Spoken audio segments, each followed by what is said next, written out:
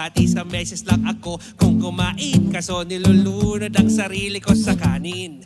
Bidang-bida, kilabot sa mga handaan. Maraming nagsarap na lugi ng mga kainan. At ang katwiran, hindi dapat nag-aaksaya. Kaya laging masaya, dahil tipid ang bulsa. Laging taya sa tuwing naghahabulan. Sa bus, ginagawa akong punan. Ano ba yan? Hindi makayo ko. Hirap tumayo, ikaw na lang ang lumakad. Yoko nang lumayo. Sawang-sawa dahil lagi